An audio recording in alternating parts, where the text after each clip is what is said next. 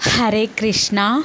ഭഗവത്ഗീത വെറുമൊരു പുസ്തകമല്ല, മറിച്ച് നമ്മുടെ ബോധത്തെ പരിവർത്തനം ചെയ്യാനും ഉന്നതമായ പൂർണ്ണതയിലേക്ക് നയിക്കാനും കഴിയുന്ന ഒരു ജീവിക്കുന്ന വഴികാട്ടിയാണ് ഭഗവത്ഗീത. ശാന്തിയാണ് ജീവിതത്തിൽ എല്ലാവരും ആഗ്രഹിക്കുന്നത്. പക്ഷേ ഈ ലോകം ദ്വന്ദ്ങ്ങൾ നിറഞ്ഞതാണ്. ചൂടുണ്ടെങ്കിൽ തണുപ്പുമുണ്ട്, പകലുണ്ടെങ്കിൽ രാത്രിയുമുണ്ട്, ആരോഗ്യം ഉണ്ടെങ്കിൽ അനാരോഗ്യവും ഉണ്ട്, സമ്പത്ത് ഉണ്ടെങ്കിൽ ദാരിദ്ര്യമുണ്ട്, സുഖമുണ്ടെങ്കിൽ ദുഃഖവുമുണ്ട്, സ്നേഹമുണ്ടെങ്കിൽ വിദ്വേഷവുമുണ്ട്. ഈ രണ്ട് അവസ്ഥകളിലൂടെയും കടന്നു പോകാൻ ബാധ്യതപ്പെട്ടിരിക്കുന്നവർ ആണ് നമ്മളെല്ലാവരും.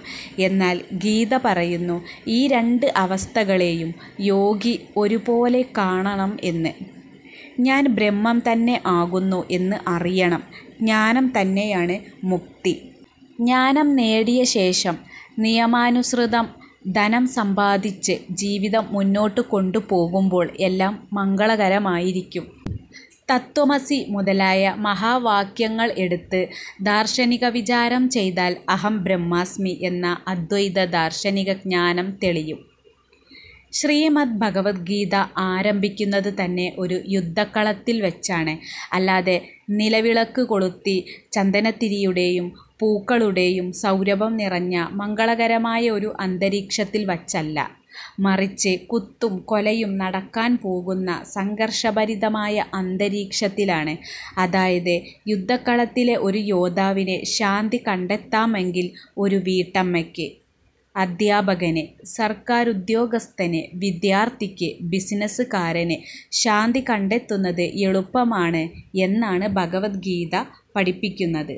പക്ഷേ ഭഗവത്ഗീത പഠിക്കാൻ, വായിച്ചാൽ മനസ്സിലാക്കാൻ ഭഗവാൻ നാരായണൻ തന്നെ വിചാരിക്കണം. വേദങ്ങൾ പഠിക്കുന്നതിലൂടെയും യാഗങ്ങൾ അനുഷ്ഠിക്കുന്നതിലൂടെയും തപസ് ചെയ്യുന്നതിലൂടെയും ദാനം നൽകുന്നതിലൂടെയും ഒരാൾക്ക് എന്ത് നേട്ടങ്ങൾ ലഭിച്ചാലും ഭഗവത്ഗീത പഠിക്കുന്നതിലൂടെ അവയെല്ലാം മറികടക്കാൻ കഴിയുമെന്നാണ് ഭഗവത്ഗീത പറയുന്നത്. കാരണം ഭഗവത്ഗീത ജീവിതത്തിൻ്റെ പരമമായ ലക്ഷ്യമായ ദൈവസ്നേഹം നേടുക എന്നതാണ് വെളിപ്പെടുത്തുന്നത്. ഭഗവത്ഗീത ഒരു പ്രത്യേക വിഭാഗത്തിനോ ജാതിക്കോ വേണ്ടിയുള്ളതല്ല, മറിച്ച് സത്യത്തിൽ താൽപ്പര്യമുള്ള എല്ലാവർക്കും വേണ്ടി ഉള്ളതാണ്. ഏറ്റവും പാപിയായ, താഴ്ന്ന വംശജനായ അല്ലെങ്കിൽ യോഗ്യതയില്ലാത്ത വ്യക്തിക്ക് പോലും നാരായണനെ അഭയം പ്രാപിച്ചാൽ ഏറ്റവും ഉയർന്ന പൂർണ്ണത കൈവരിക്കാൻ കഴിയുമെന്നാണ് ഭഗവത്ഗീത പ്രഖ്യാപിക്കുന്നത്.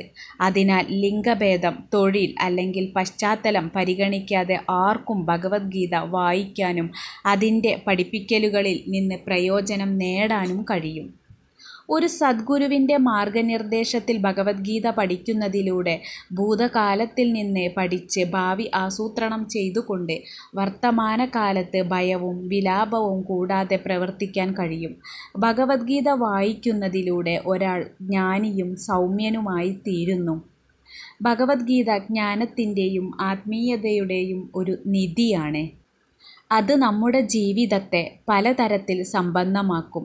ഇത് പഠിക്കുന്നതിലൂടെ നമ്മുടെ ഇന്ദ്രിയങ്ങളെയും വികാരങ്ങളെയും എങ്ങനെ നിയന്ത്രിക്കാം, ഏത് സാഹചര്യത്തിലും ശാന്തമായും സംയമനത്തോടെയും എങ്ങനെ നിലകൊള്ളാം, അറിവും വിനയവും എങ്ങനെ നേടാം, ജനന മരണ ചക്രത്തിൽ നിന്ന് നമ്മെ തന്നെ എങ്ങനെ മോചിപ്പിക്കാം, ജീവിതത്തിൻ്റെ പരമോന്നത ലക്ഷ്യമായ കൃഷ്ണനോടുള്ള സ്നേഹവും ഭക്തിയും എങ്ങനെ വളർത്തിയെടുക്കാം എന്നിവ നമുക്ക് പഠിക്കാൻ കഴിയും.